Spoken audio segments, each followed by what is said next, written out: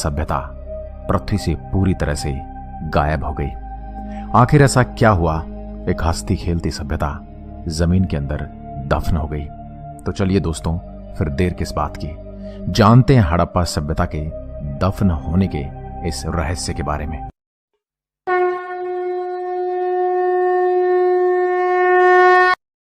दोस्तों, यह तो आपको पता ही होगा कि हड़प्पा सभ्यता को दुनिया की सबसे पुरानी सभ्यताओं में से गिना जाता है। भारत का इतिहास भी इसी सभ्यता से शुरू होता है। यह सभ्यता लगभग 2500 ईस्वी पूर्व दक्षिण एशिया के पश्चिमी भाग में फैली हुई थी, आज से लगभग 4500 साल पहले, जो कि वर्तमान में पाकिस्तान तथा पश्चिम भारत के नाम से जाना जाता है। इस सभ्यता के आज तक सैकड़ों स्थल खोजे जा चुके हैं, जिसमें से मोहनजोदारो सबसे प्रमुख माना जाता है, जो आज के पाकिस्तान में सिंध प्रांत में स्थित है। दोस्तों, आखिर हड़प्पा सभ्यता की खोज कैसे हुई थी? दरअसल यह बात है उस समय की जब कराची से लाहौर के बीच में पहली बार रेलवे लाइन बिछाई जा रही थी। तो इस काम में लगे हुए इंजीनियरों को हड़प्पा नामक स्थल पर खुदाई में ईंट मिलने लगी, लेकिन उनको इसकी इंपॉर्टेंस ना पता होने की वजह से इसमें से हजारों ईंट उखाड़कर रेलवे लाइन के लिए ले गए। इस वजह से काफी सारी इमारतें पूरी तरह से नष्ट हो गई।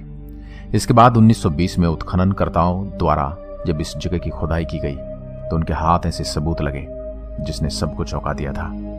तब पता चला कि यह कोई ऐसी वैसी जगह नहीं, बल्कि आज से हजारों साल पहले यहाँ पर बहुत ही विकसित सभ्यता निवास करती थी, और यह जगह थी हड़प्पा सभ्यता की जगह, जो कि यहाँ जमीन के अंदर पूरा का पूरा शहर मौजूद था।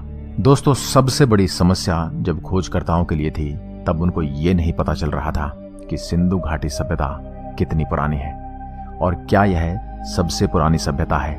तब उन्होंने इसका उपाय ढूंढा और इससे मिलने वाले अवशेषों को कार्बन डेटिंग पद्धति से देखा, तो उनको पता चला यह सभ्यता आज से 4700 साल पुरानी है, पूरे विश्व की सबसे पुरानी सभ्यता है। इसके बाद 1921 में इस सभ्यता के एक बहुत बड़े शहर को खोज निकाला गया, जिसका नाम मोहनजोदड़ो था।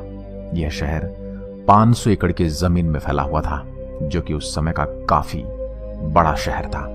हड़प्पा सभ्यता के लोग आज से हजारों साल पहले भी एडवांस यानी आधुनिक तरीके से रहा करते थे। उत्खनन से प्राप्त अनेक अवशेषों से इस बात का साफ तौर पर पता चलता है कि हड़प्पा सभ्यता नगरों का निर्माण बहुत ही व्यवस्थित ढंग से किया गया था।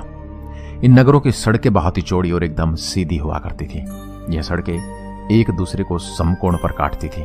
सड़कों के पास में कचरा डालने के लिए मिट्टी से बने डस्टबिन के डिब्बे भी रखे जाते थे। मोहनजोदड़ो के लोग बहुत ही अलग तरीके से रहा करते थे। मोहनजोदड़ो शहर में कुछ ऐसे घर भी मिले हैं जिनमें कमरों की संख्या 25 से 30 के आसपास थी। इन मकानों को नींव डालकर बनाया गया था। मकानों की नींव भरने के लिए टूटी फूटी ईंटों का इस्तेमाल किया गया था। हड़प्पा सभ्यता के घरों को बनाने के लिए जिन ईंटों का इस्तेमाल किया गया था वह कोई आम ईंट नहीं, बल्कि वाटरप्रूफ और बहुत ही अच्छी तरह पकी हुई ईंट थी। इन ईंटों के ऊपर जिप्सम के गारे के ऊपर चारकोल की परत चढ़ाई गई थी। चारकोल की परत पानी को लीक नहीं होने देती, जिससे पता चलता है कि वे चारकोल के संबंध में भी बहुत अच्छे से जानते थे, जिस कारण यह ईंटें हजारों साल बाद आज भी सही सलामत हैं। पड़ोसियों के बीच लड़ाई से बचने के लिए मकान निर्माण के वक्त 2 मकानों के बीच में जगह छोड़ दिया करते थे। इसका मतलब यह देवरानी जेठानी का झगड़ा हजारों साल पुराना है। खैर, मजाक छोड़िए। उस वक्त भी रसोई घर, स्नान घर, आंगन और शौचालय का निर्माण किया जाता रहा था। अब अंदाजा लगाइए कि आज से हजारों साल पहले शौचालय का उपयोग किया जाता था, मगर आज भी कुछ लोग ऐसे हैं जो खुले में शौच जाते हैं। दोस्तों, कुछ घरों में अंग्रेजी शौचालय होने के भी प्रमाण मिले हैं। मकान निर्माण के वक्त ईंटों को जोड़ने के लिए मिट्टी के गारे का इस्तेमाल किया जाता था, जिससे मजबूती ऐसी कि हजारों साल बाद भी वह दीवारें बिल्कुल सही सलामत हैं। मोहनजोदड़ो में 2 मंजिलों के मकान होने के भी सबूत मिले हैं, जिनमें बेसिकली निचली मंजिल में शौचालय हुआ करता था, लेकिन कुछ जगह पर ऊपरी मंजिलों में भी शौचालय होने के सबूत मिले हैं।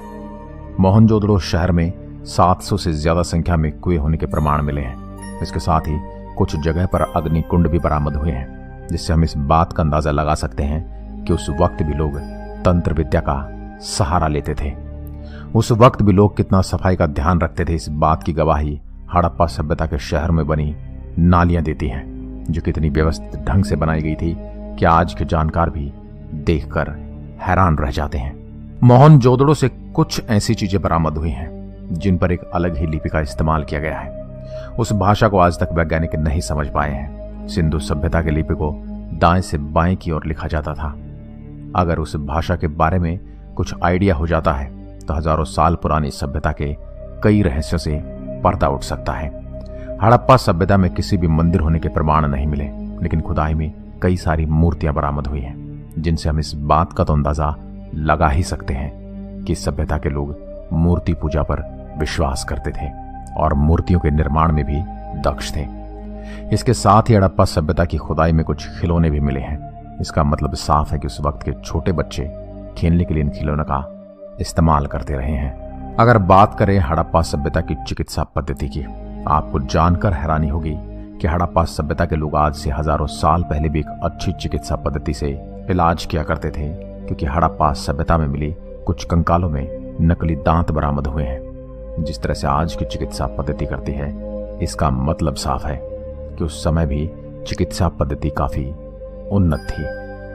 हड़प्पा सभ्यता के मोहनजोदड़ो से कपड़ों के टुकड़े के अवशेष, चांदी के एक फूलदान के ढक्कन तथा कुछ अन्य तांबे की वस्तुएं मिली हैं। यहाँ के लोग शतरंज का खेल भी जानते थे और लोहे का उपयोग भी करते थे।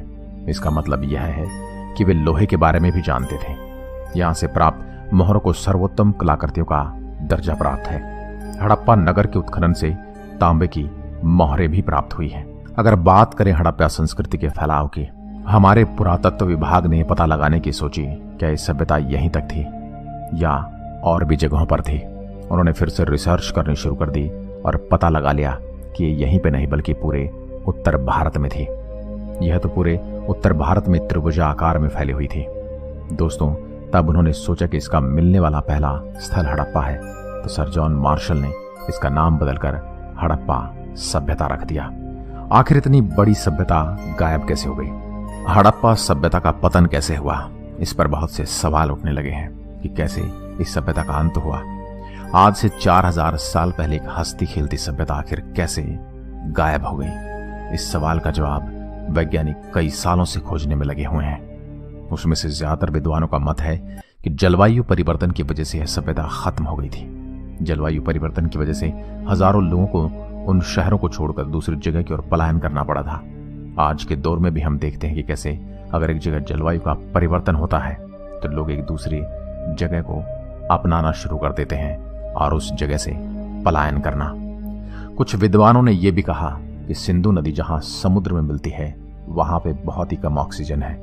सर्दियों में यहाँ मानसून उग्र होता था और गर्मियों में यहाँ पे सूखा पड़ता था। 1800 ईसा पूर्व यहाँ पे खेती करना नामुमकिन हो गया और ग्लोबल वार्मिंग की वजह से बारिश होना बंद हो गई थी। लोगों को भी वो जगह छोड़ के कहीं और जाना पड़ा। दोस्तों, इस वजह से सिंधु के वासियों को हिमालय की चोटी पर अपने घर बनाने पड़े। वहां भी उनको बहुत सी समस्याएं आई। वहां पानी की कमी के कारण लोग मरने लगे और इस सभ्यता का अंत हो गया। परंतु कुछ लोगों का मानना है कि कृषि और पशुपालन करना यहाँ के लोगों का मुख्य पेशा था। यहाँ पे बहुत सी फसलें उगाई जाती थी। दोस्तों, यह पूरी तरह से कृषि पर निर्भर हुआ करते थे। सबसे ज्यादा उनके पतन का यह कारण माना जाता कि यहाँ पे बाढ़ आ जाने के कारण इस सभ्यता का पूरी तरह से अंत हो गया, क्योंकि 1750 में बाढ़ आ जाने के कारण इंपोर्ट बंद हो गया था। कई बार बाढ़ और त्रासदी की वजह से हमारा आज का इंपोर्ट एक्सपोर्ट भी बंद हो जाता है। इन सब कारणों की वजह से सिंधु घाटी सभ्यता का अंत हो गया। अब इस पर आपकी क्या राय है, हमें कमेंट में लिखकर जरूर बताएं। आज की वीडियो में बस इतना ही। अगर वीडियो पसंद आई हो तो लाइक कीजिए, चैनल को सब्सक्राइब कीजिए और साथ ही दिया गया बेल आइकन जरूर दबाएं ताकि आने वाली हर वीडियो का नोटिफिकेशन आप तक पहुंचता रहे। जय हिंद, जय भारत।